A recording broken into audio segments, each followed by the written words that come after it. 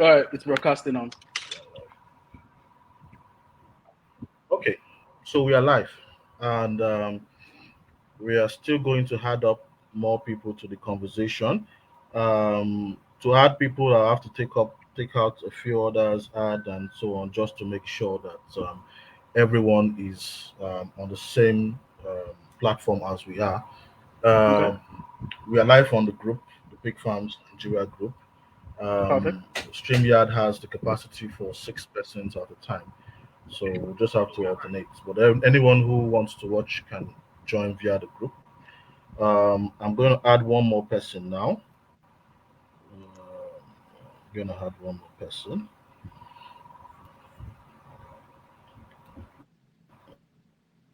Okay. All right. So that's five. So I have the option to add one. I would really appreciate if they can actually turn on the video. So um, hello everyone, and you're welcome to our conversation today. Thank you very Um, much. we have we have a full house, and our discussion is about swine nutrition. And before we went live, I was just trying to give a background to what we're going to be talking about. Prices of feed items are True. soaring over the roof. Soaring, it's something we don't have control over. Farmers naturally are looking for alternatives to feeding their pigs and getting results. Unfortunately, I've seen in the past months that most of these cost cutting measures are not really effective. So we Very have true. uh, farmers here, and who actually want to share their experiences to learn from them. I have Ogundipe Farms, my senior brother, um, and there are so many Thank you other very much. persons on this live stream I don't know, and I actually want to meet with them to discuss, and let's find a solution in terms of what we are doing, what we are not doing well, and so on. So I actually want us on this live stream to introduce ourselves. I'll start with Ogundipe Farms. Thank you very much. So my name is Aziz Obilipe. Basically, we're located at Shagam, Ogun State. I'm a pig farmer, pig enthusiast. We love pigs at our farm. I know we're particularly into production animals. So that's the beauty about it. So, Okay. yes, thank you very much. Yeah, thank you for joining. I would like, just as we were, I like Romeo. Romeo is a pig farmer in Zimbabwe. I'd like Romeo to introduce yourself. Romeo, you can unmute and just tell us a bit about yourself and what you do. Greetings, gentlemen. I hope you can hear me. Yes, we can. Yeah, we can hear. All right. So my name is Romeo, and I'm based in Victoria Falls. I'm a pig farmer. So we are still trying to grow. And currently, we are now at around 60,000 and growing. So I hope this discussion is going to help a lot of people out there. Thank you so much. Perfect. Okay. We have Kai on the live stream. I'd like you to introduce yourself. Um, Good evening, everyone. My name is Kayode Faponda, a pig farmer. I operate from Okearo Pig Farm Estate in Lagos, in Ogun State rather, but it's owned by Lagos State. Perfect. Thank you very much, Mr. Gaudi. Welcome to the discussion. okay. So we have Damilari. I would really love Damilari to turn on his video, but I'm sure when he can do that, when he does that, he will introduce. Okay, he's done that already. Good evening. So Good Damilari, we evening. are introducing ourselves. Good evening, Good evening. everyone. My name is Odetunde Damlari. I'm talking live here from Ibadan, Nigeria. Hello, Mr. Damlari. Yeah, yeah. Good evening, everyone. So, Yes. So I'm guessing you're also a pig Welcome, farmer. Damilari. You love pig yeah, farming like us. yeah, I'm into piggery as well. Yeah, welcome, welcome to the live, Welcome to live video. welcome to the live conversation.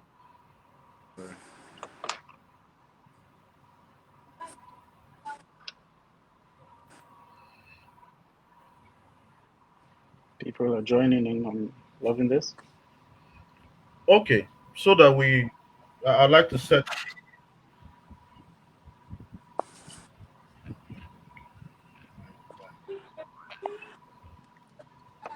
Okay, so I'd like to set the agenda for tonight.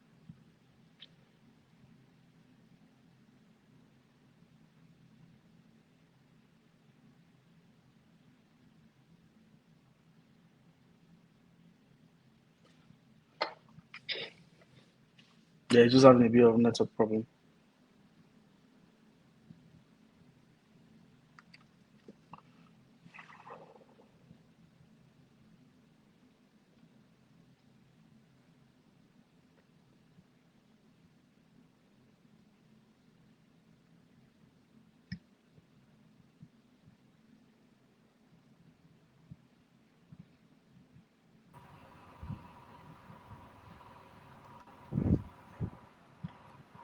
Okay, so just like I said, I'm having a little bit of network fluctuation, so I might be going off and on. Um, Gundipe Farms, you have to co-moderate this discussion whenever I go offline. You have to help me, okay? But That's no definitely problem. within 1 or 2 minutes, I will join. So we're trying to set the agenda for tonight's discussion. We Yes, have please. farmers from across Nigeria. We have Romeo joining in from Zimbabwe. We are expecting another farmer that will join in from Uganda shortly. Um, so the issue of feeding pigs against a background of high cost of feed inputs is not just a Nigerian experience; it's an African experience. Are That's correct. struggling. Uh, Farmers are struggling with finding the right solution to feeding pigs. We Correct. have the genetics argument. We have explored that argument Mm-hmm. severally. The issue Yes, of getting the right stock, and then also we understand that genetics, particularly, is just about potentials. Without the right environment and nutrition, you cannot achieve these potentials. that's So very true. farmers are making mistakes. We have farmers making mistakes. You know that a big farming in Nigeria. I'll try to use the Nigerian experience. Farmers are gleaning knowledge from every source. They are gleaning knowledge from credible papers. They're also gleaning knowledge on social media, on Facebook, and so you have people come up with one particular theory, another farmer will come up with another theory, and so we have a whole lot of different experiences. Some are okay, and some are just not credible enough. So, what we want to do really is to talk about facts and fiction. What you have to do right in as far as your feeding pigs is concerned, the things you have to do right, and the things that you don't want to do as far as feeding pigs is concerned. Um, so that's what we are talking about. The things you have to do, the things you don't have to do, the things you have to do to make results, um, get results within the shortest possible time. So that's where we want to talk about, and we also want to learn from ourselves the things we are doing right and the things we are not doing right. How we can cope in That's true. economically challenging times. Okay, so That's correct. I would want to start off this conversation by looking at the um, issue of PKC. I Fair think enough. I actually want this conversation to go down to the grassroots. We don't want to go somewhere a lot of people find it difficult to understand what we're talking about. The issue of PKC. So recently, someone put up a a paper, Okay. an academic publication, where the researcher said PKC is an alternative to maize, can be an alternative to maize. I mean, that's not the first time I've seen that paper, but Mm-hmm. um, for that paper to come up again in the forum, and I'm sure a lot of farmers I've been talking about research that encourages you to engage with PKC as an alternative to maize. So let's start with PKC as a nutrient source. I have a Gundipe. I'd like you to share your experiences with PKC. So if you don't know what PKC is, PKC means palm kernel cake. So let me hear your thoughts, So Ogundipe. PKC, simple, palm kernel cake. Process. It's from oil palm. That's the production cycle, how it generates that. Particularly PKC is mainly used for ruminant animals, so calling cattle, goats, things like that. However, we use it in piggery to cut down cost. The point of it is that it's supposed to be a partial replacement to cut down cost and not to be used as a main energy ingredient. And that was back in the days, obviously, before the new reality of PKC has come up. Back in the days, PKC used to be what, 25,000 naira per ton, 30,000 naira per ton. Now, as of today's reality, obviously, feed prices have skyrocketed. So, PKC now is going for 120 to 150,000 naira per ton, depends on your location. Now, the question you should ask yourself is, in my production plan, can PKC still be a feasible feed material to use for me to achieve my goal? At the fastest possible time and at the most cost efficient manner. I didn't say the cheapest cost, I said the most cost efficient manner. Something might be cheap, but in the long run can be expensive because you're not getting your daily average gain. So therefore, it's just more of you wasting money. Now, that is where the PKC abuse comes in. And that's a lot of things that is the reality of Nigerians in most farms in Nigeria. We tend to abuse PKC back in the days because it was cheap, it was easily accessible, without at the comfort, the next door farmer, the neighbor farmer, everybody keeps shouting PKC. Thereby, I call it overglorified feed ingredient. It's overglorified. The overglorified nature of that is actually now allowing farmers to basically in their mind put things like maize side by side with PKC just so they can convince themselves that okay, it's cheaper and they can make it work. But that's not necessarily true. That's the first thing with PKC. Now they bring up the argument and they're like, oh, but the energy is over 2,500 kilocalories, blah blah blah. But the thing you have to look at is energy as a discussion in its own it's a class of feed. Now PKC cannot be categorized as an energy source. It might have energy, but it can't be categorized as an energy source because one, you think about the digestibility of it. You can have metabolical energy and you have digestible energy. These are two different things. There might be energy in the feed, no doubt, but then for the animal to actually digest and actually gain the nutrients, the bioavailability of the feed or the ingredients inside the feed is completely different.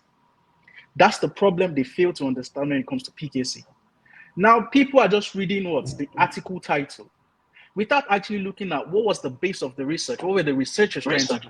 Were the researchers trying to cut costs? Were they trying to make money? Us as farmers are trying to make money from this business. So therefore, we're supposed to use the information we get from the research institutes to basically make our feed formulation and decisions. But that was not necessarily the case in the article that was actually being published. It was for something entirely different. So then to basically propagate the fact that you can use PKC as a replacement for maize, that's not possible. Maize, it's highly digestible.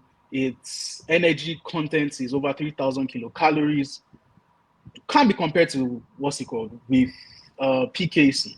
Now you need to realize something. Every country have their own processing plan. Let's use the oil palm. Let's use oil palm for instance. The way we produce oil palm in Nigeria is from the way they produce it in, say, Brazil, somewhere like that. The way they'll produce it in Zimbabwe, in Uganda, it's going to be different. So the quality is going to be different. So the outcome we are getting for basing our research based on the material being used in another country, whereby say their processing technique is better, their feed materials are able to, to be able to generate more nutrients and things like that, and we're directly applying it into our system. That might not necessarily be the case.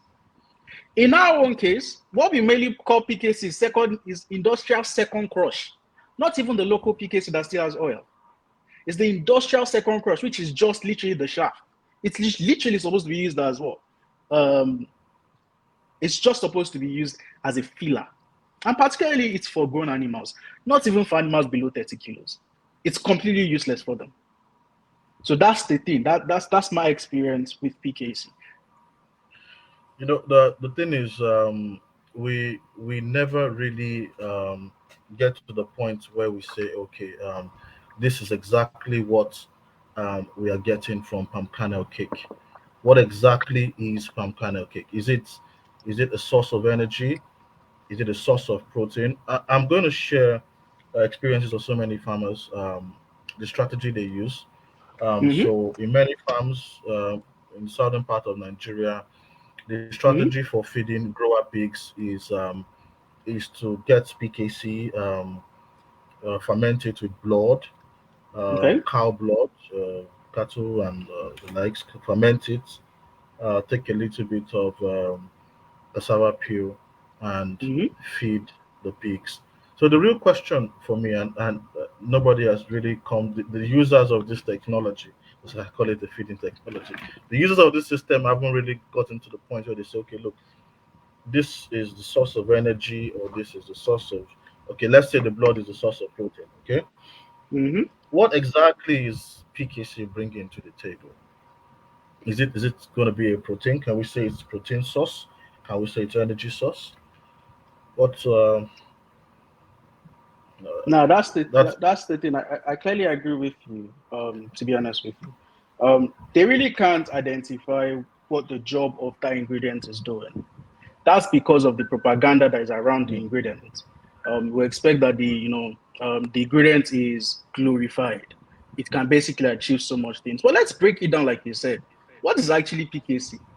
PKC is the industrial production to generate vegetable oil, to yeah. generate red oil, like what we have in our own region, in the African region. Um, but it's coming from oil palm. Now, under normal circumstances, oil palm is a source of energy because it's fat.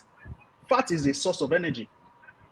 Now, Okay. by the time it goes through the process, they've extracted the oil from it, which means that the Yeah. energy content has removed away. So now we're left with what's it called? The shaft, the things like that. That's what we're left with after the first production, the Okay. first processing.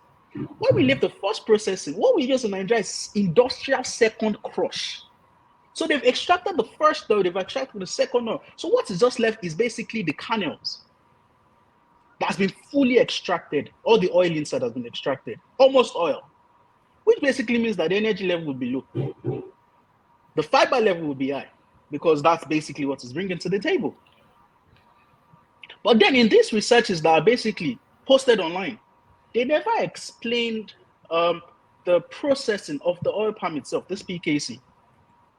The nutritional value you will get from, our own called local crush is different from what we get from an industrial second crush. So if you would notice when you go into the pricing market of feed, you will notice that the PKC that are called local PKC are more expensive than what we get as the industrial second crush PKC. Okay. So therefore, following my logic, energy has been removed. The fat and oil that has basically been removed, a significant part of it. What we are left with is the kernels. The kernels then are reprocessed again to extract anything that is left from it. So it basically brings down the energy level once again and leaves us again with just the shafts. And the shafts are basically just fiber. They are used as a filler. That is the job of it. It's supposed to cut down the cost in growing and finishing pigs. Anything under 30 kilos, it's useless because the animal can't even digest it. So you would notice something about farmers that use PKC in excessive is the fact that, the fecal material So in the pens of the pigs are usually a lot. That's because one, the pig is not growing. As the thing is passing through the pig's system, the pig is basically dumping it out. Therefore, it might look like, oh yeah, that's a cheap feed material, but in actual sense, it's going to be expensive because one, the animal is eating this and the animal is not growing. Your workers are going into your pen and packing the fecal material and throwing it away, which is basically your money they're throwing away. That's the reality of what is happening in Nigeria. What about your side, Romeo? How's the situation of PKC? Do you guys use PKC in your side? This side, what we normally use is for the carbohydrate, we use maize. The way the Okay. maize can be white, the maize can be yellow, Yep. depending on where you're getting it from. Then Right also on. you can use soya, but we normally, well, I mean, you can use sorghum. So the sorghum has to be white. We try our level best to minimize the use of red sorghum because of the anti-nutritional components that are there. You can also use millet, and also we try again to minimize the use of red millet. Why? Because of the anti-nutritional factors that are also present there. Then when it comes to the protein, here in Zimbabwe, we use soya. Why? Because most of the farmers here they grow soya, so that is the one that is usually available for, I mean, as a protein source. And then for the vitamins, we use our vitamin packs. These are we buy them from the shops. And then for the fiber, we now use wheat bran. So it's unfortunate that this side there are issues with people who want to make a killing at the expense Yep. of the farmer. Fair point. Instead of using the maize,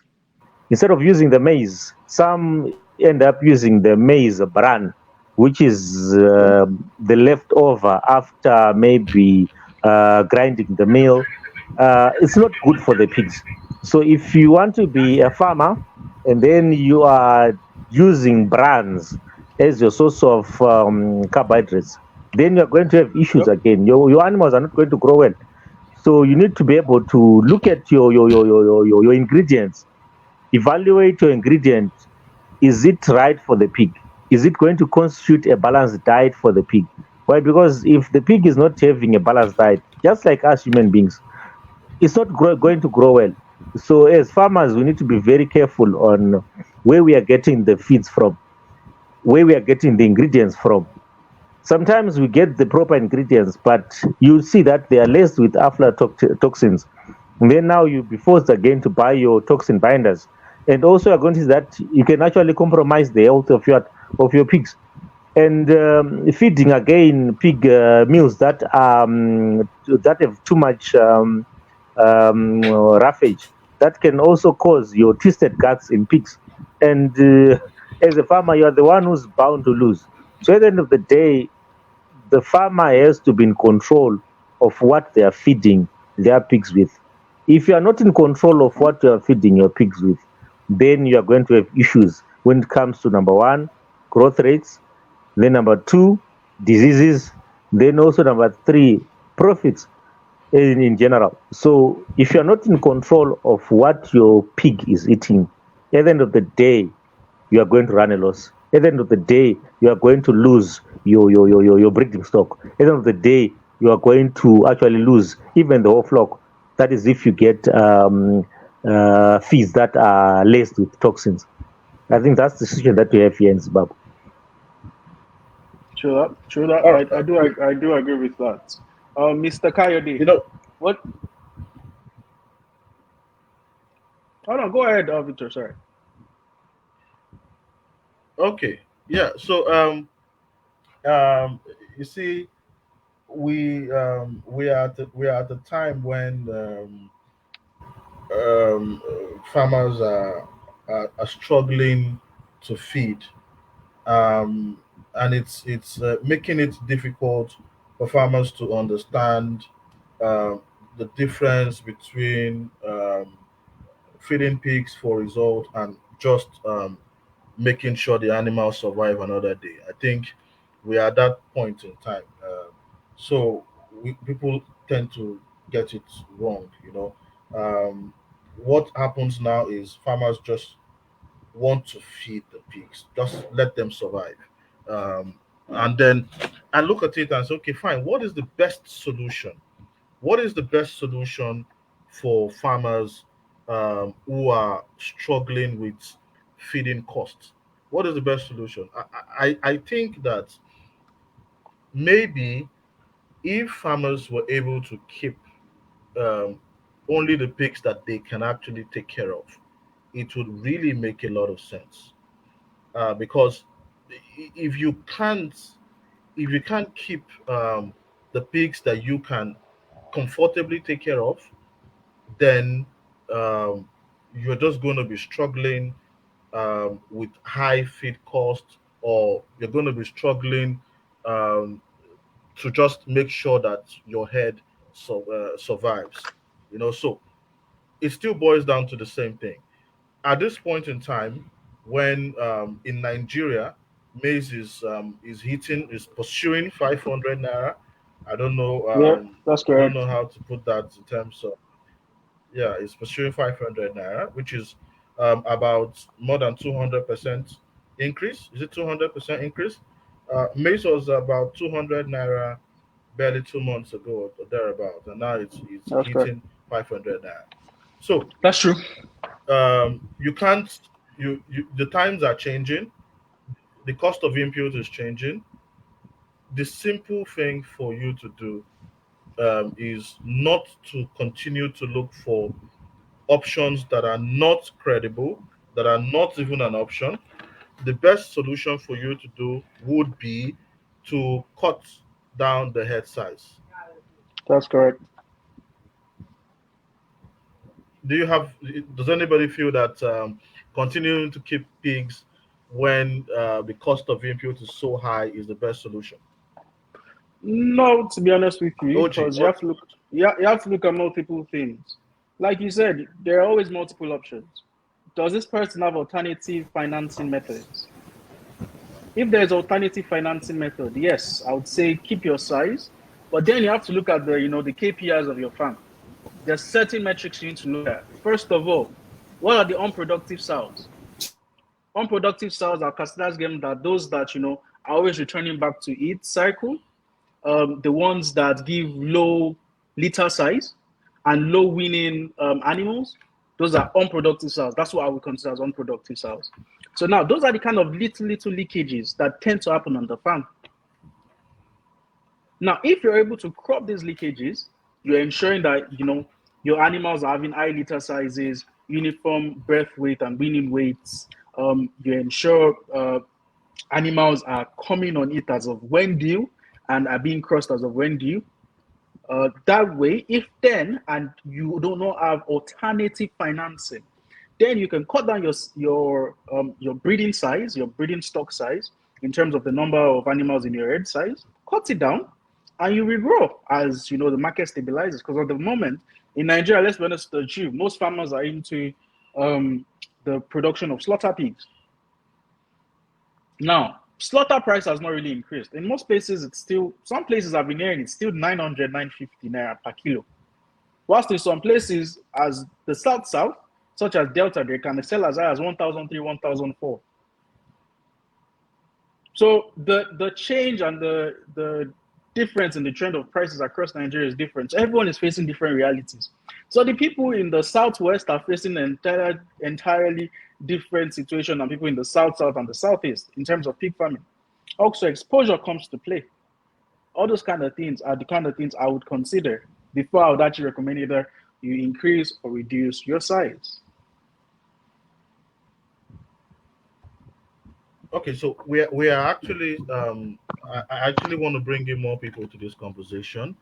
I want to bring Kayode into the conversation by asking him how what is his a feeding plan like now? Okay, what's your feeding plan like now? How are you coping with the high cost? What strategy are you adopting? Okay, good evening once again. Um, Good evening, Mr. Kayode. yeah, so before now, I used to do the PKC, do the food waste and all that to feed my animals. But as the price of PKC started to rise, I did my mathematics and I didn't think it was, I wasn't getting good results. So I moved to finished feed. So what I do now is I buy finished feed and I mix it with burial waste to feed my animals, you know. And I realized that feeding them with this has reduced my costs in buying drugs, and my animals hardly fall ill. Coupled with Okay. that, I also do a routine administration. I give probiotics. I give liver up tonic once a month. I give multivitamins, and I also deworm them once a month. So I have tried to invent a cycle which is not working. So I've decided to leave it. And then since that, some people have done the science and them have come up with feed formulas, and they've come up with good feeding ratios. I have decided to adopt that. What I can do to make my cost cheaper is for that is if maybe I get their formula, for example, Teratiga. If I take Teratiga's composition and I go to the mill to make them, yeah, maybe I may be able to reduce some cost. But you see, doing my own maths with where I am, my location, I did it. What I got was a little higher than what Teratiga was going to give to me. So I just decided to move to Teratiga. You know, I don't think like they say, what goes in is what you get, what comes out. When we feed That's our correct. animals with junk, you're not going to get results. And I can tell you that since I started, I see good results. Yes, finance is an issue. I have a few animals, but it is hard to feed them when you have large numbers. I think that That's very true. my strategy now is I want to look at how to produce at all stages. So when I have my winners, I'm going to sell at winner stage, probably sell to feed them. Maybe I have a target of, okay, I need to raise £1 million for feeding per month. Then I need to have some sets of animals that I need to let go at those times of the month or times of the quarter of the year to feed the animals. We need to try and look at the cycle again and see how to make it work for us. But I also say something. Pig farming is not for poor people. It's not. It's not for poor people. If you have a poor mindset or you don't have the finance because if you must do well in pig farming, you must have a large herd, and that means that you must have enough animals to take care of themselves. So if you want to do small farm, maybe you want to do it in your backyard, and probably you want to do it for yourself for meat. But if you want to do this pig farming, you have to do it. You have to do it in large number, at least minimum. Look at about a 30 or 40 soul farm, so that I don't know if you're getting my point. So I understand you. you can plan it. You can That's true. plan. So so that's my take. Oh, the cost of I feeding agree. has grown astronomically. Yes, we need to look at how in our own cycle in our own Nigeria, how do we come together as pig farmers to moderate our prices? How do we come together and even start a proper processing um, plan for all the products of pig? We can sell the hair, we can sell the skin for hides and skin, we can sell even the fat. They buy the fat, they use the fat. We can process it to bacon and ship out of Nigeria. So I think we need to look at how to process our animals for the international markets. And to do that for international market, you also have to ensure that they are properly fed. Because if you're going to sell to the international market, they're going to do a test on your animals or even on the meat. So if it doesn't meet standards, then you'll probably not be able to sell to the international market. So I think going forward, we should all look at how to make these meats available for international markets. Thank you. Thank you very much, Mr. Cardi. You actually have very good points, Okay. and I do like what you So said. yeah, we have Emma John Farmer, a farmer from Uganda. So yeah, that's good. So we have to look at these strategies to optimize cost because somehow um, pig farming is still profitable. You just have to find the best way to keep the animals. And we still have the argument, just like you said, there are different products from pigs. Although some people would say pig is just a simple product animal in terms of what you are actually going to get from them. But if we can actually look at the area of processing and those suggestions which you made, it's the best solution. Um, I want to bring Imagine Farmer into the conversation. You're a farmer from Uganda, and I actually want your view on how you are coping with feeding your pigs in Uganda with the cost of feed items now. It's not just a Nigerian thing. How are you coping with it? Okay, first and foremost, I want to greet everyone who was joined the stream yet so that be able at least to have this conversation together. Sorry, I came in late, but I found when certain farmer was, I think, presenting. I don't know exactly the name, but he had a very good presentation, and there's something that he had hinted on, something of feeding your animals well. And Uganda, at least we are blessed in a way that for us we have vast concentrates apparently, and the concentrates on the market. You realize that at least the farmers can be able at least work them out. At least they can be able to see which is performing and which is not performing. But you know, what I usually teach our farmers is that there are very many factors that are beyond the concentrate that we have to look at when you are dealing with feed mixing.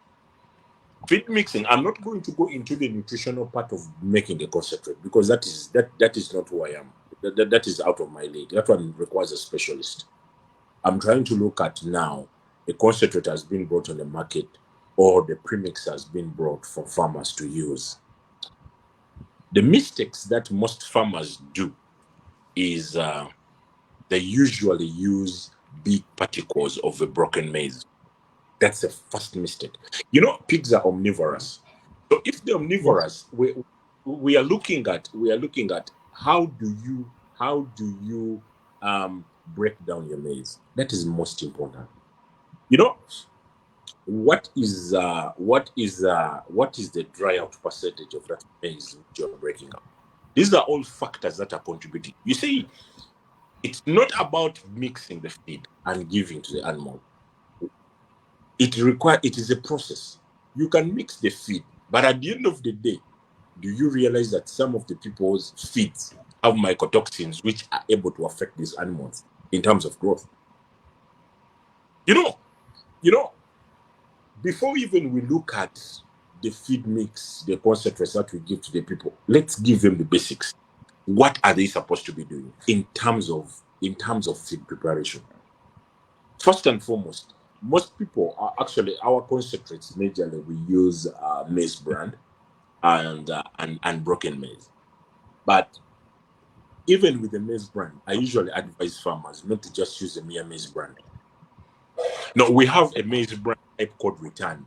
These people who do the flour, the maize flour, the processed maize flour, which is going to be packed. There is a type of maize, there's a type of brand which is having that return kind, which is having a little bit of the flour.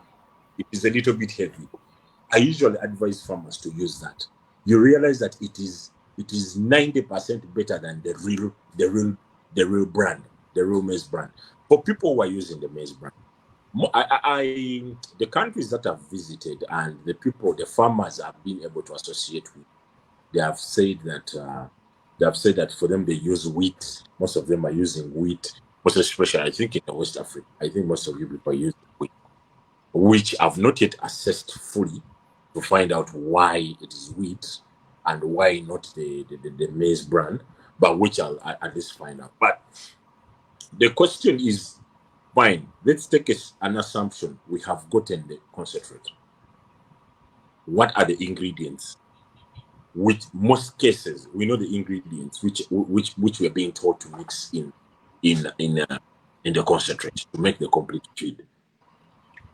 Are these ingredients dry enough?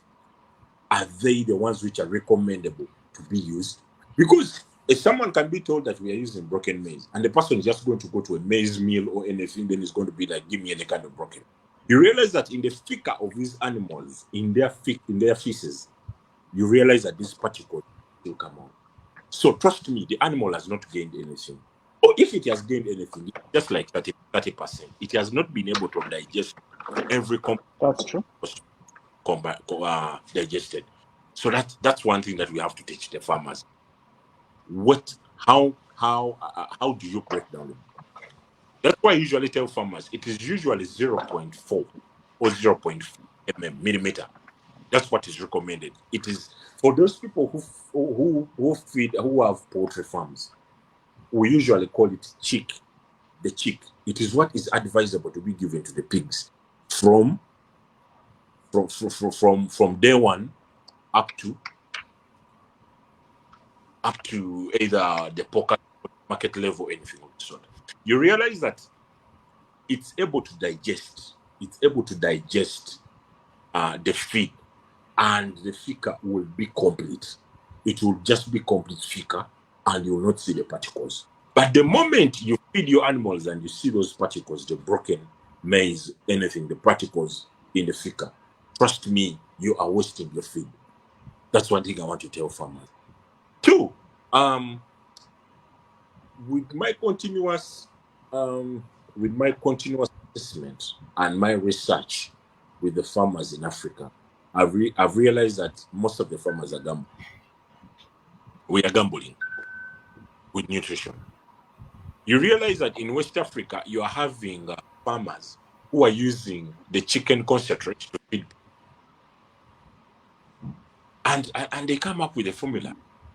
You know, a concentrate which has been designed, a feed which is being designed for poultry, you cannot say that it's a feed that you can give to the pigs. These are totally different.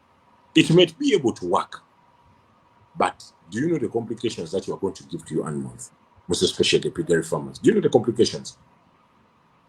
I was chatting with a certain farmer from Ghana, and I was very disappointed that even one of the biggest farms in Ghana usually recommends a broiler concentrate to be used on pig farming. I mean, on pig nutrition. We didn't even finish the conversation with this farmer because I realized that it was really poison for this farm. You may feed your animals today and you don't have the complications. Tomorrow, when they have the complications, whom are you going to blame? There are things that we should try to. There are things that we should try to. There are things that we should try to take care. You know, nutrition contributes. It contributes 70%. I can say it contributes 70% of this business. So it is a very sensitive. It's a very sensitive part that every farmer has to take note. So I'll not go so much into the basics or into the details of whatsoever. But I think that's the little I can try to advise. On my farm, what we realized is we calculate what we call the cost-benefit analysis, the CBA. We call it cost-benefit. What do we call the cost-benefit analysis? We want to see what's the cost of the item, most especially the feed. We usually calculate the complete feed mix. We say, fine, this is a concentrate. These are the ingredients which are supposed to be mixed with the concentrate, and this is the final feed. So, what is the cost of a kilo of a complete feed? Because when we are feeding our animals, we feed them in kilos. We want to know if you're feeding an animal 3 kilos, what is the cost of the 3 kilos that you're feeding your animal for the time that is going to be? Then, if you know the cost of a kilogram of corn, we are going to be assessing this cost based on the different complete feed mixes from different companies. Cowdice can say it has its own concentrate for a pig concentrate. We look at fine, a 50-kilogram bag. If it's a 50-kilogram bag, what are the compositions that are supposed to be mixed with the 50 concentrate? Then we know, okay, a 50-kilogram bag of a concentrate, it's supposed to be generating 200 kilograms worth of feed, complete feed. Then we say, okay, if it's generating 200 kilograms complete feed, now after mixing all that, then we go down to bread. Now, what is the key? What is the cost of a complete feed? A complete full, what's the cost of a kilogram of a complete feed mix of cow dice? Then we calculate it. We go to another company, for example, Hendrix. Then we shall assess with the Hendrix. Same. We look at the CBA, that is the cost benefit, the analysis. We analyze it. We go to another company. Then, after that, then we say, fine. Out of these companies, we have, for example, like 4 feed formula, which has been, which when fully mixed can give us a cost of a complete feed. Then we look, or then we assess which one is best performing, basing on the cost of the byproducts. That is the maize brand, everything of the sort. So after doing the assessment, then we say no. This one, the cost is too high. The efficiency is not really that good. This one, the cost is low. The efficiency is too high. So we have found out as farmers that these companies have gone ahead to develop feeds, which feeds now are more cost. Initially, companies used to create these feeds, but and I believe actually for those people who are still using some of the concepts, you realize that you are using a lot of maize than the maize brand, and you know that the cost of the maize is high on the biggest part of the season. It is high. It only goes low in the terms of harvest and everything. So I think for like about 3 weeks, 21 days, or even like a month. Then after it goes back to its normal. So we realize that these companies have gone ahead now to change the formula in a way that we are using a lot of, for us,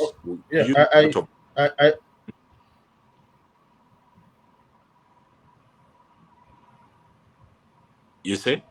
Okay, I want you to hold on a bit, because there are so many important things you have mentioned. Yes.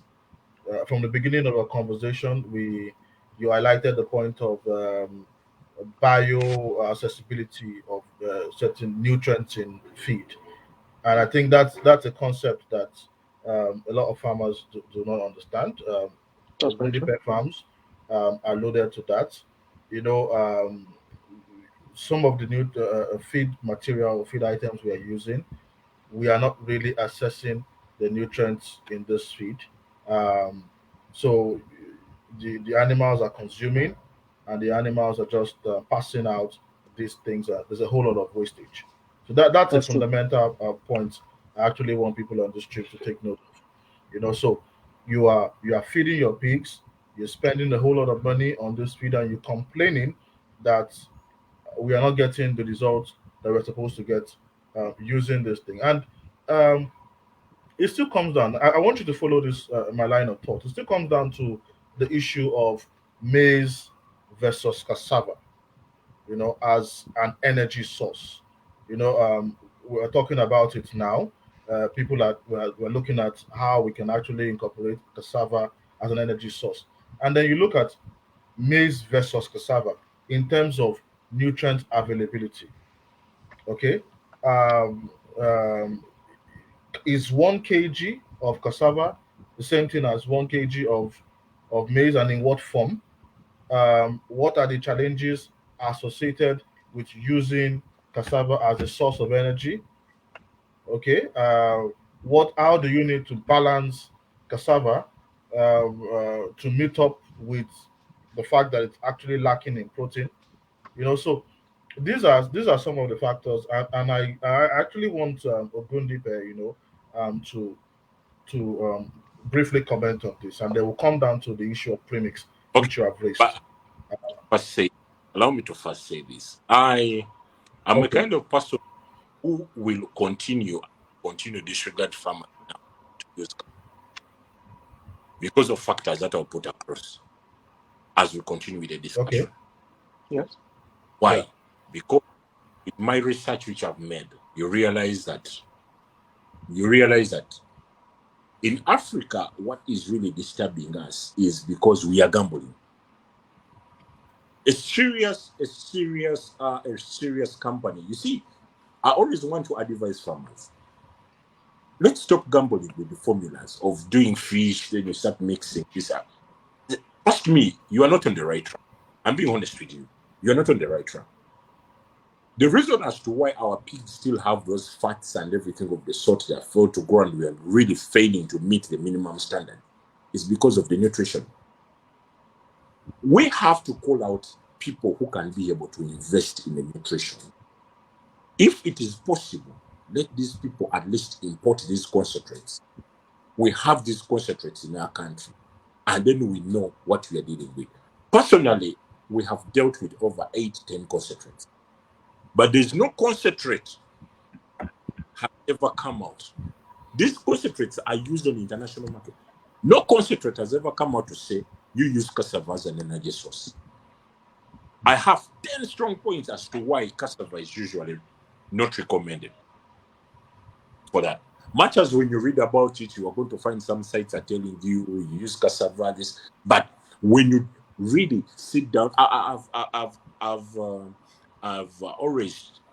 always in talks with one of the best nutritionists actually we have in those breeding companies.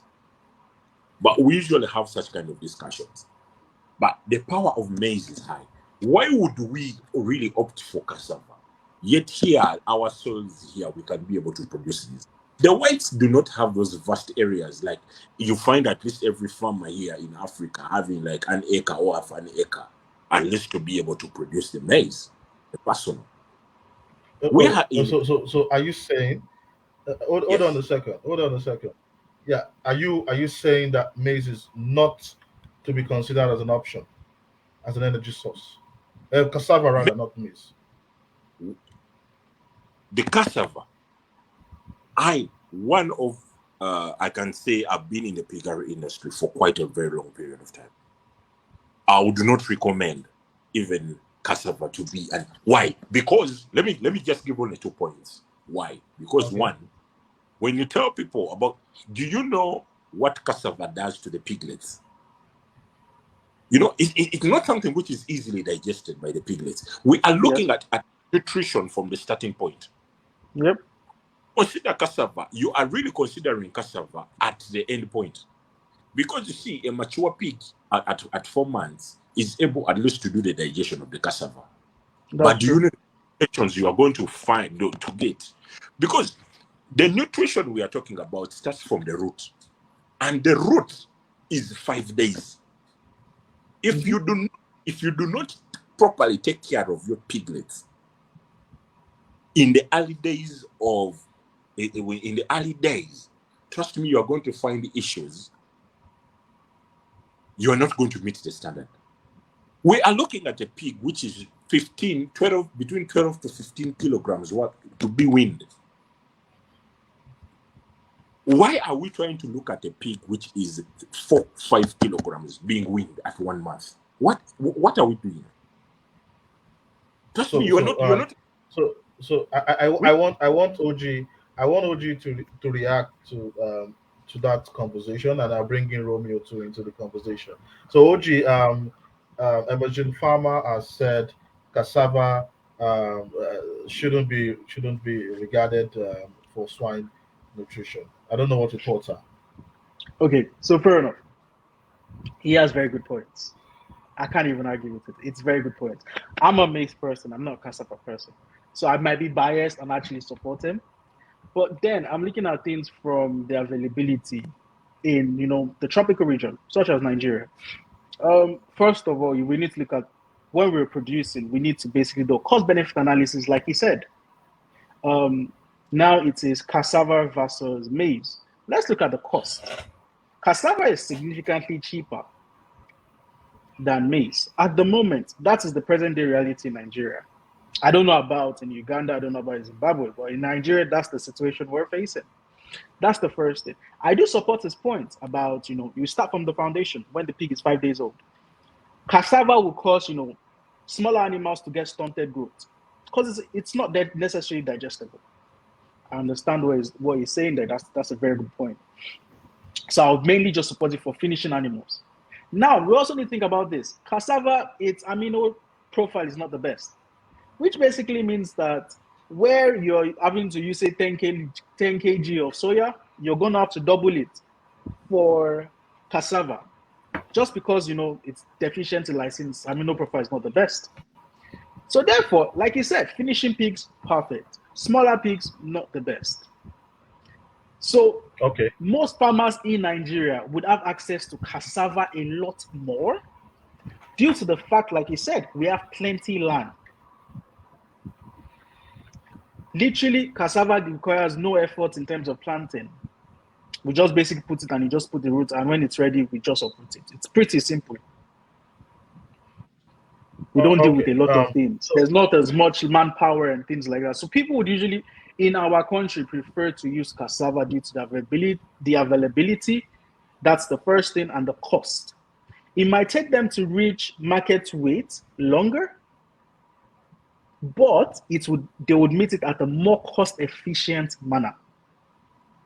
It's just the same way the whites in quote would use barley and maize at a certain point. They'll start off with maize and finish their finishes with barley. But sorry? Allow me to judge in a little bit. Yes, sir. It is all going to go back.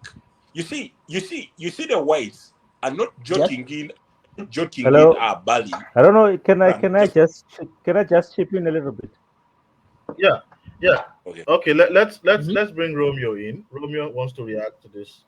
Yeah. You can go ahead, Romeo. Right. Apologies go ahead, Romeo. with my network issues, but I'm right. Like I was saying, we might have issues with cassava as a source of carbohydrate, but sometimes we also need to look at availability, like what my gentleman in white was saying. We need to understand the biochemistry of the cassava itself. So most farmers, they really don't understand what is present in the cassava and how do we deal with it so that at least we minimize the negative effects of the toxins present in cassava. Right. If you look at cassava, we're talking about the presence of things like cyanide. Things like cyanide that is present in the. It might be the quantity might yes. Okay. I think yeah. So I do agree with Romeo. It's the cyanide content, the anti-nutritional value. That obviously needs to be done. That needs to be considered, obviously, when we're looking at the value. You're trying to finish up. Not be that much. But if you look at the compound effect of the cyanide on the pig, you see, okay. If you can ferment the Okay. So he's having some serious issues with his network. With his network, what Imagine has said is very, very correct. I'm not saying let's use cassava. No. Allow me to first complete this. Let me bring up my whole package of what the gentleman in white said. Yes. The reason as to why whites are bringing barley in the upper stage finishing pigs is in the finisher period, and they're using maize here in the weaning, the creep and everything of the sort. It is all going back to the concentrate composition. Okay. Their concentrate, the concentrate is the driving factor. It is the engine of everything. Their concentrate designed for that. They cannot tell you, when you get these concentrates, they are going to tell you, mix this. That's the formula you use. Even when you have the challenge you are having, cassava may not really be a problem. Yeah. Is there a nutritionist, for example, in Nigeria? These are the gaps which are missing, and this is what I always tell people.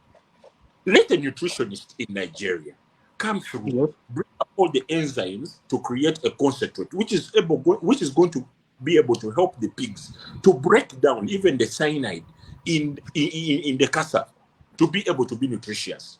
But we are not going to gamble just because it is accessed. And then you say that a farmer is going to be using that because it is easily accessed. That's why I'm saying that we are gambling. All We, farmers gamble. we are gambling with that. That's why I'll always stick to the point. If regions are assessed, because you cannot tell me the whole of Nigeria is very huge, True. who are going to look for that? If Can they I say just the chip main, in? if the main is cassava, let them design something which has to be moving with the cassava. Let the concentrates have the enzymes to be able to break down the cassava. But the premixes that you are using, Can there's I no way to say can I that. just chip in there? Yeah, Okay, yeah. Let I think Romeo is back. Let's have Romeo. Yeah, go ahead, Romeo. All right. Right, You like can I go was ahead, saying, Romeo. I am We're not waiting for you. advocating for the use of cassava as the sole. Yes, all right, right. Like I was saying, I am not advocating for the use of cassava as the sole source of carbohydrates. But I'm saying if the farmer has got that one on his farm, he needs to find ways of using that cassava.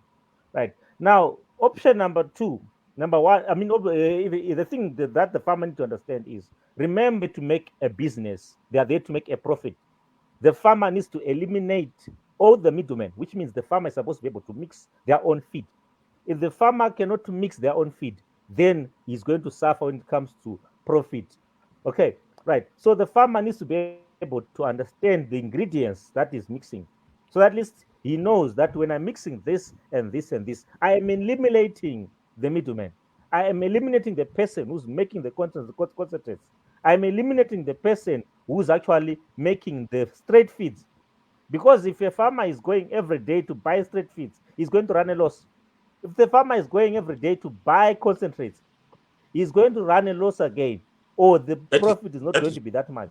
The farmer that's needs to be able to mix the feed, and the farmer needs to understand the ingredients that is using, understand the biochemistry of cassava, understand the biochemistry of barley, understand the biochemistry of millet. So at least you understand that if I use red sorghum, there are tannins in there.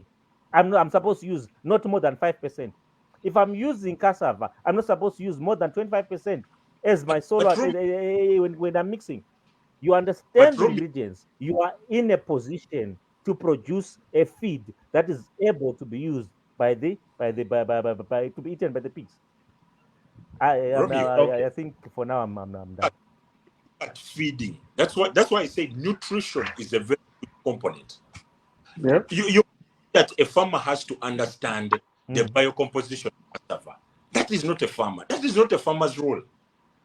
Let me tell you, when you say that if a farmer buys the concentrate, then the farmer is really not getting the profit. That's why I'm trying to say that is 100% wrong.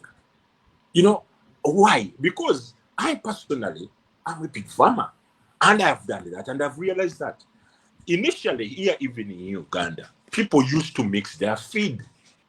But mixing, if you talk to a nutritionist and he gives you a whole composition of what makes of what deals with the nutrition of the pig, he can give you about a hundred page book of whatsoever they mix within.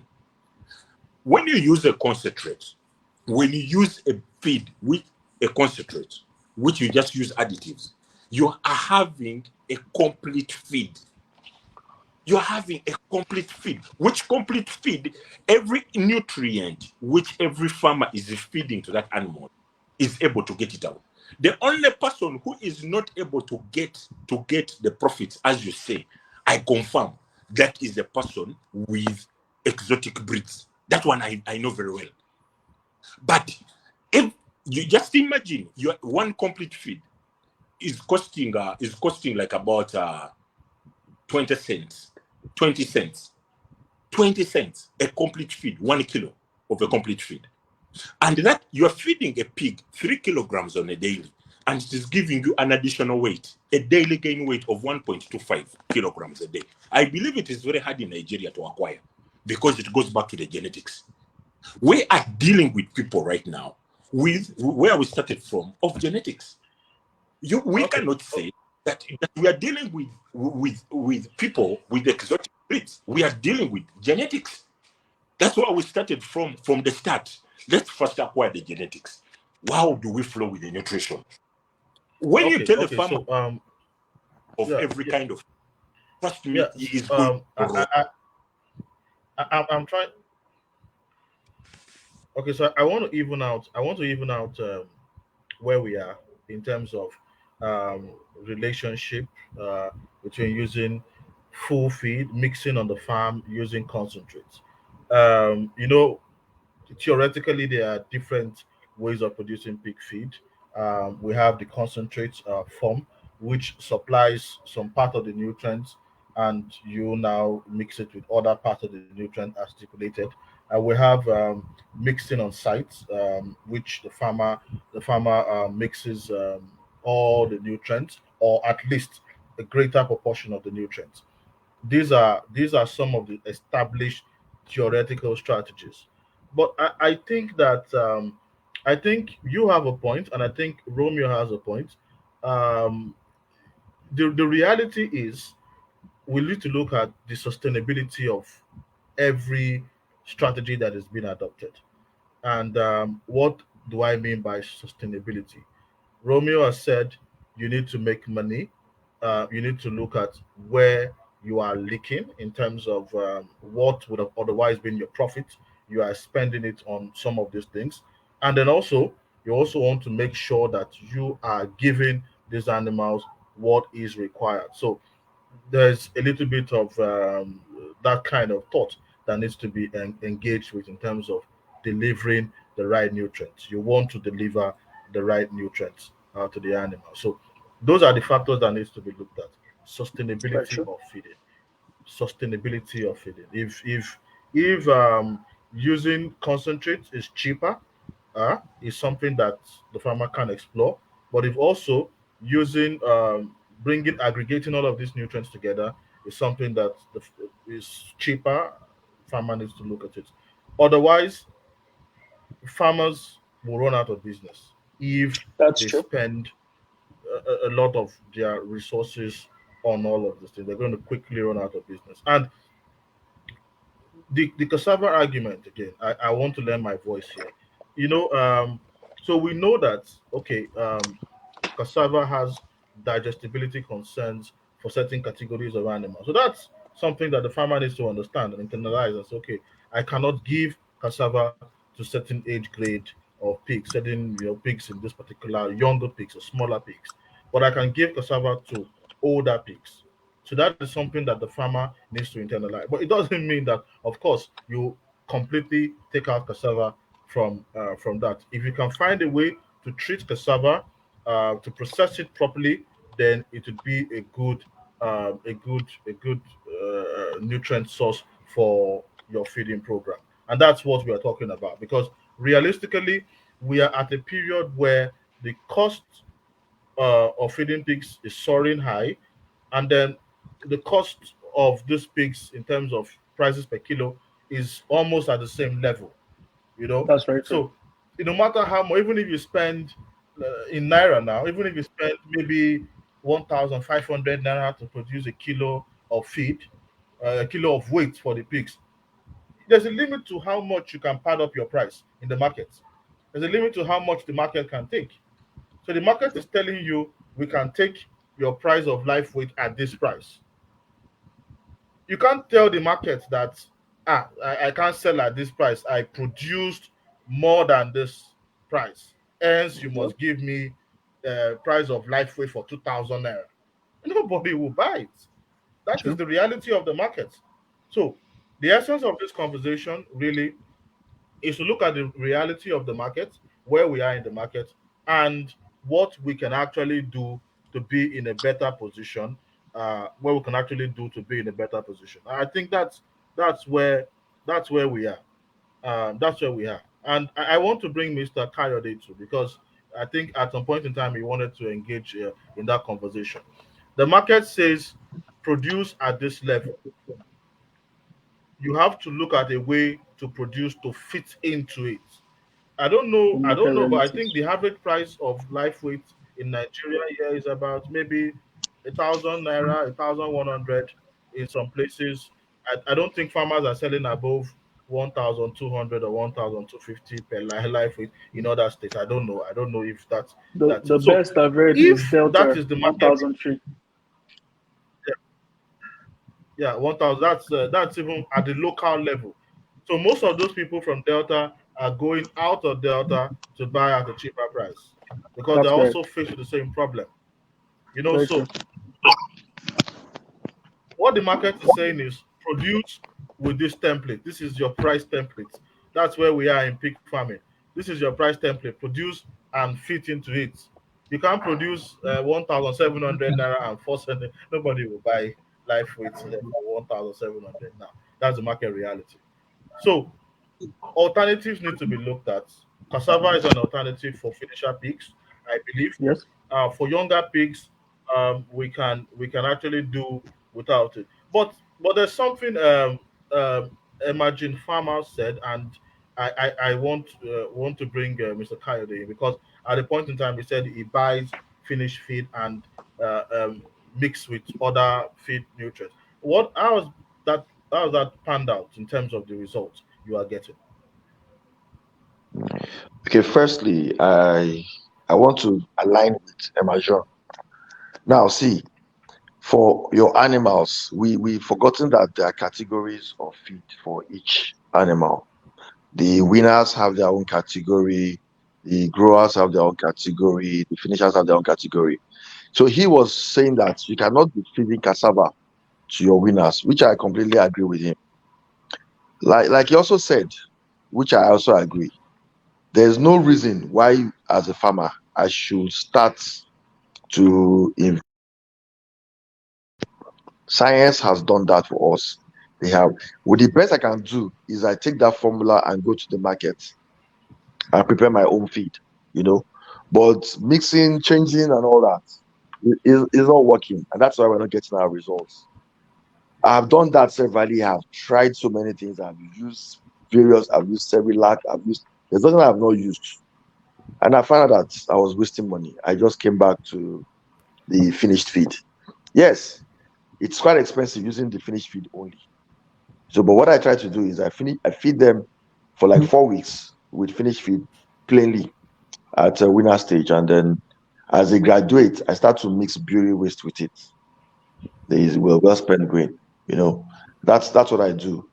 Yes, today in Okiaro we sell for pigs for about 1,000 naira per kilogram for live weight, which is not good and is not favorable.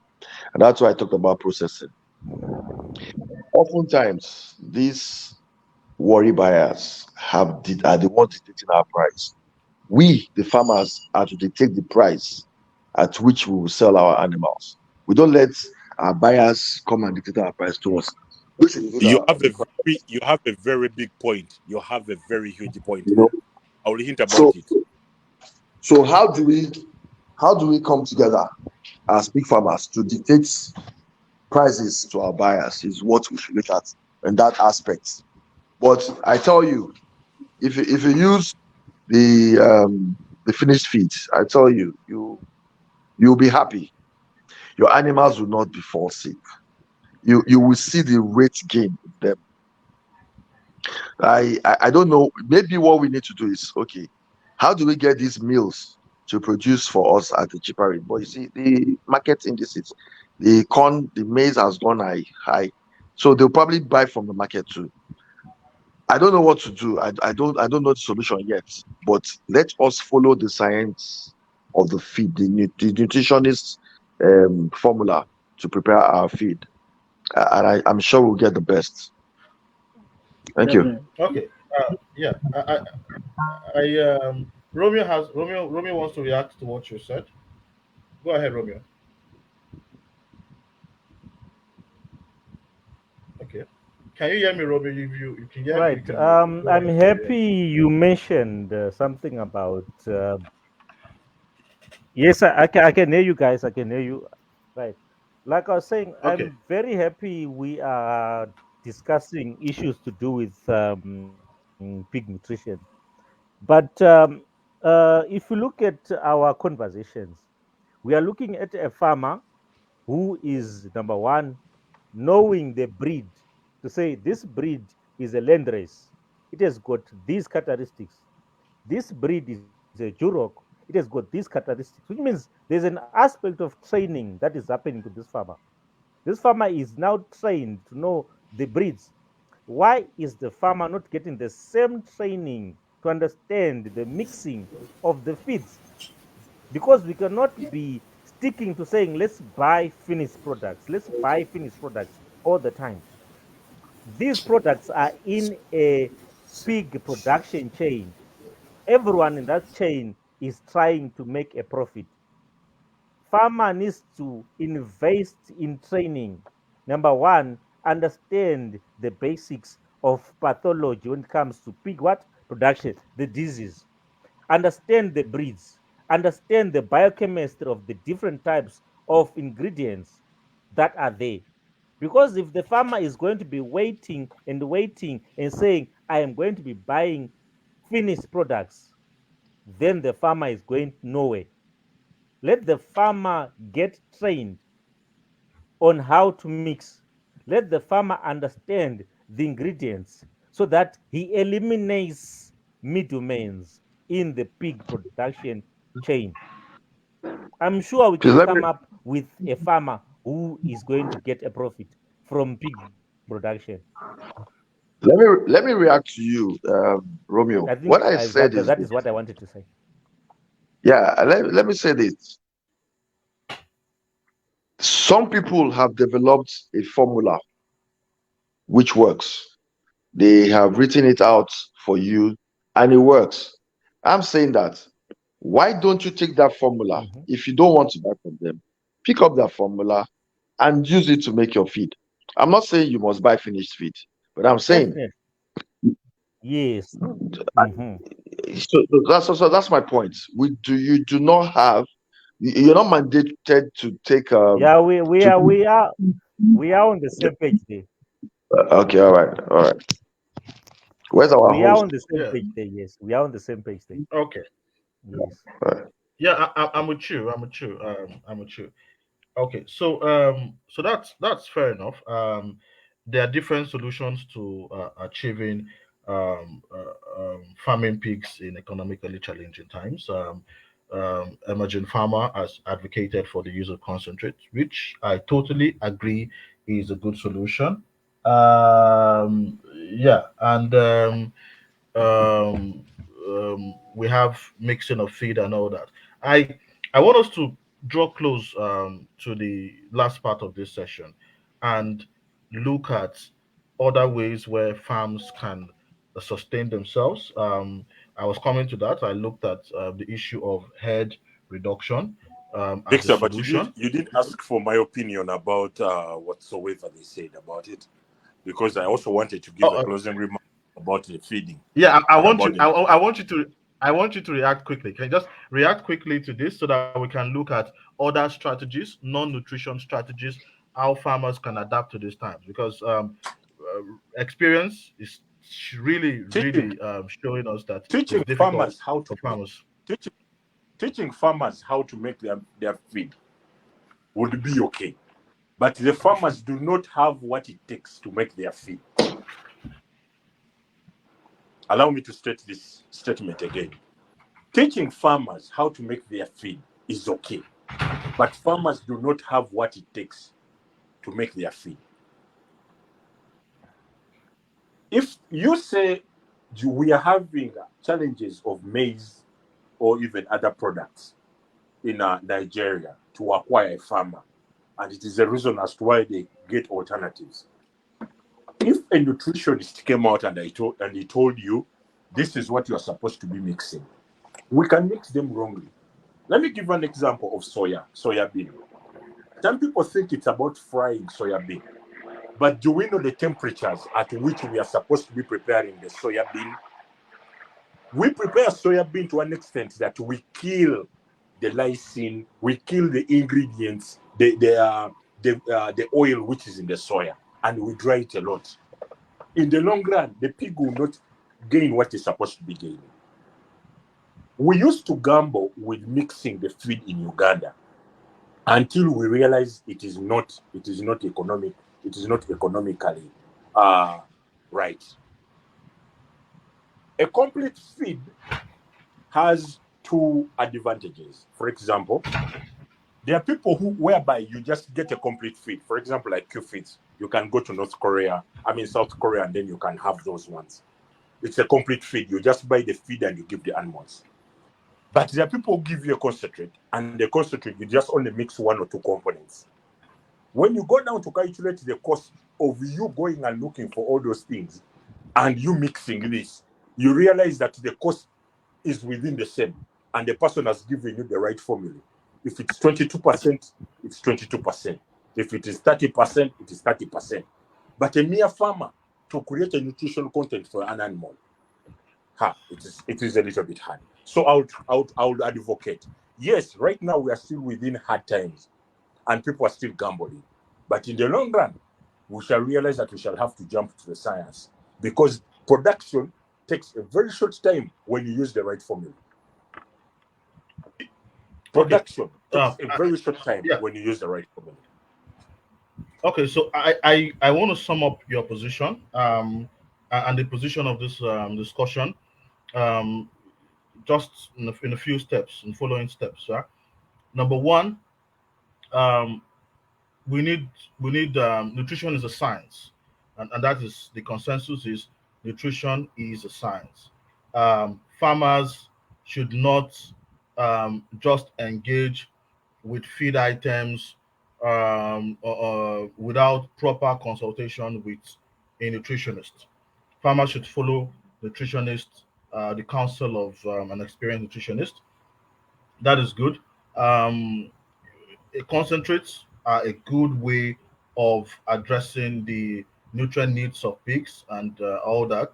That's also very viable. Even when farmers want to do farm mixing, they need to also engage this properly with a nutritionist. You know, you can't just wake up and take A and B and C. You're not going to get a good result.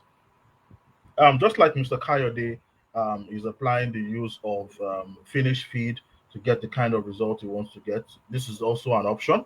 Okay, but we feel, and I think it has been echoed in several discussions, that when it comes to swine nutrition, engage properly with someone who is a nutritionist who has experience in this and get the best formula. At the end of the day, pigs can eat anything, but as a business, we are really interested in ensuring that the animals grow at within the shortest possible time. I want to quickly end this session by touching on areas where farmers can adjust in these critical times. I was coming to this, and one of the suggestions I gave um, was head reduction, because you cannot keep pigs you cannot take care of. And Ogundipet, helped re refurbish this idea and say, look, when it comes to head reduction, you need to look at your breeding sows. That is a good area of reducing your head. So you look at non-performing sows, you look at sows that are giving you issues, you just take a look at a holistic analysis of your breeding population, and then from there you'll be able to get a way of cutting costs in that aspect, reducing your head in that aspect.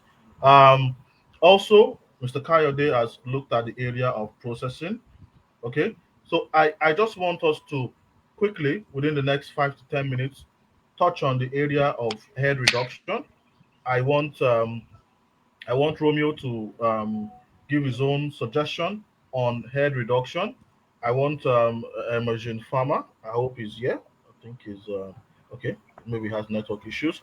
I want Romeo to touch on that. I also want Ogundipe to touch on the issue of processing. One of my suggestions for farmers is the introduction of farmer-owned slaughterhouses. I'll just say this now. That has actually been my own way. I told farmers the best solution is you can put yourself together in clusters, organize yourself, and own a slaughterhouse. But let's start with the issue of air reduction very quickly. Right. I think that one is very clear. You cannot be keeping a large number of pigs when you are not able to feed them. If you've got sows that are not performing, if they're giving you small litter numbers with low fecundity, you need to cow them off. A low number, it means you are minimizing on the amounts that you're going to feed. So definitely that is the first option that a farmer has to look at. In terms of crisis, reduce the number of pigs, and the only way you can do that is by removing non-productive sows. That is a clear way. I think I'm with you on that one. There's no need for me to explain any further there. I do agree. Okay. Reducing Okay. unproductive sow Mm. unit. Yeah. So OG. Yeah. Yes. Yes. So OG. What's your thought on processing? Is this My thoughts processing on really processing. going As to you said the contribute idea, significant? yeah, to be honest with you, as you said the idea, I kind of thought about it. The people that make money on the value chain in Nigeria as of today would be the processors. Like Mr. Kayode said, the worry buyers. These buyers are the ones determining the price the farmer is going to sell at. So processing is actually going to be very good.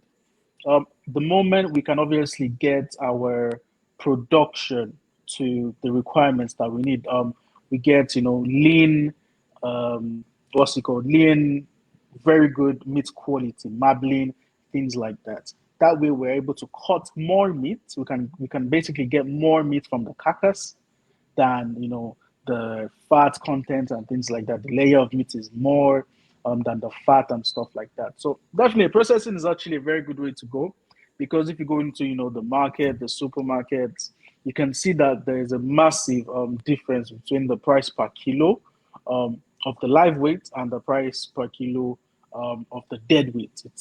It's ridiculously large. So it shows that a lot of people are making money in the middle. So obviously, like you mentioned, a slaughterhouse by farmers, owned by farmers, for farmers. It's actually a very good idea, and I really love the way when you said it. That's only the way we can actually just move forward. Particularly, when there's a region, um, people need to be able to, farmers that are able to do this, that have the capital to do this, can obviously buy from less competing farmers that don't have the means, so that obviously the processors don't take advantage of them, which is what's happening in present in Nigeria. A lot of processors are taking advantage of the farmer, whereby now farming, pig farming is more like a savings account rather than actually a business to make profit by a lot of farmers. It's more of a business whereby they do it so they can use to offset bills. And my children's school fees is about to be due. I want to use it to pay for that, use it to pay for it. It's basically like a rainy day fund at the moment. That's what people use pig farming for. So the moment we obviously understand this, that it's now a business, and obviously we need to find ways to achieve profitability through the value chain. That's going to be the best way. So I do agree with Mr. Kayode when you mentioned about processing, and I do agree with you, Victor, when you mentioned about a slaughterhouse owned by farmers for farmers. All right. Thank you. So we've had a very engaging conversation right from when we started in the past hour. I want to thank everybody who has been following us from the beginning, and I want to thank my guest, OG. OG has his farm at Shagamu. Very good animals. If you are interested in you want to actually get good breeding sows and breeding pigs, he has it all. You can actually contact him. OG, you Yeah. actually need to drop some in the comment section a link to or how people can reach you, your WhatsApp profile or your Facebook profile or your page, something where people can reach you. Um, Yep. Yeah, that's so Romeo. I am really, really grateful for your time this evening. We had a very stimulating debate. We've looked at it, and I'm sure farmers who are listening or watching this session will actually learn better. Mr. Kayode, your contribution, we really take that to consideration. It's something that we see how farmers are coping in these times. Emerging Farmer is not here. I'm sure he has a little bit of network issue. So thanks everyone for joining in. The Thank you very reality, much. I think we can just sum it all to say swine nutrition is complex. It can't be managed exclusively by the farmer without experience and without quality knowledge, quality and technical knowledge. Experience alone doesn't cut it because uh, times are changing, innovations, research is ongoing. So you actually need a lot of knowledge to deal with some of the issues in swine nutrition. Engage a nutritionist as best as you can. Um, and also don't keep more than you can actually take care of. That's rule number one in big pharma. Keep what you can actually comfortably take care of. Thank you, everyone. I'm sure we are going to have this discussion some other time on a different issue. Thanks, Romeo. Thanks, Goji. Thanks, Mr. Thank you very Kayode. much. I'll see you all soon. No Thank you so problem. Thank you much. very much, Romeo. Thank you, Yeah, Mr. Kayode. Thank you very much for yeah, that. yeah, and there will be a link to this live session. The link will be on YouTube, so we'll work on that and then share with all of us. Thank you. Perfect. No problem at all.